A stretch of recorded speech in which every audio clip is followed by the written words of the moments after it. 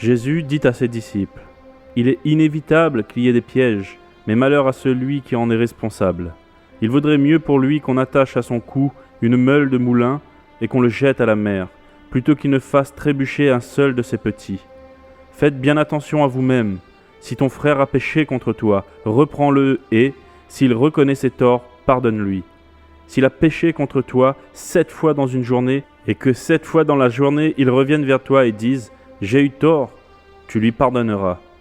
Les apôtres dirent au Seigneur : « Augmente notre foi. » Le Seigneur dit : « Si vous aviez de la foi comme une graine de moutarde, vous diriez à ce mûrier : Déracine-toi et va te planter dans la mer, et il vous obéira. Si l'un de vous a un esclave qui laboure ou garde les troupeaux, lui dira-t-il à son retour des champs : Viens tout de suite te mettre à table.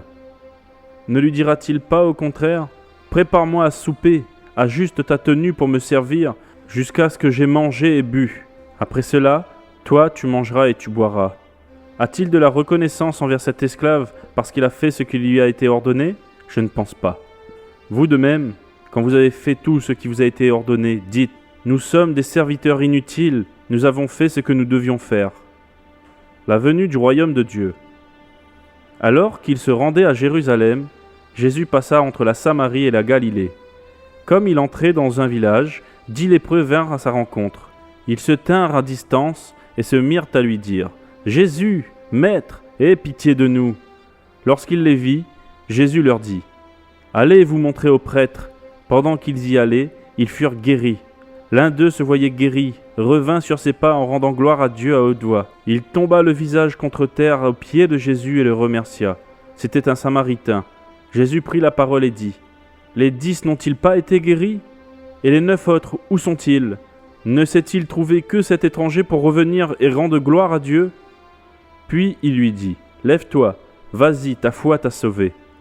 Les pharisiens demandèrent à Jésus quand viendrait le royaume de Dieu. Il leur répondit : Le royaume de Dieu ne vient pas en se faisant remarquer. On ne dira pas : Il est ici ou il est là. En effet, le royaume de Dieu est au milieu de vous. Puis il dit aux disciples : Un temps viendra où vous désirerez voir même un seul des jours du Fils de l'homme, et vous ne le verrez pas. On vous dira : Il est ici, il est là. N'y allez pas, n'y courez pas. En effet, tout comme l'éclair resplendit et brille d'une extrémité du ciel à l'autre, ainsi sera le Fils de l'homme dans son jour. Mais il faut auparavant qu'il souffre beaucoup et qu'il soit rejeté par cette génération. Ce qui est arrivé à l'époque de Noé arrivera de même au jour du Fils de l'homme.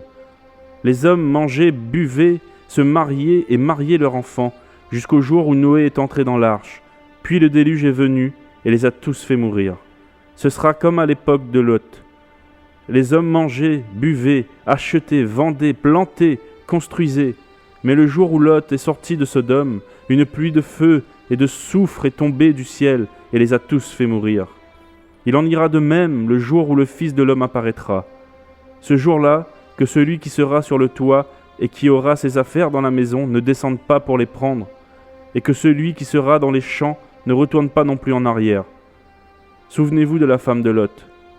Celui qui cherchera à sauver sa vie la perdra, et celui qui la perdra la conservera. Je vous le dis, cette nuit-là, 2 personnes seront dans un même lit, l'une sera prise et l'autre laissée. 2 femmes moudront ensemble, l'une sera prise et l'autre laissée. 2 hommes seront dans un champ, l'un sera pris et l'autre laissé. Les disciples lui dirent : Où cela se passera-t-il, Seigneur ? Il répondit : Là où sera le corps, là où se rassembleront aussi les vautours.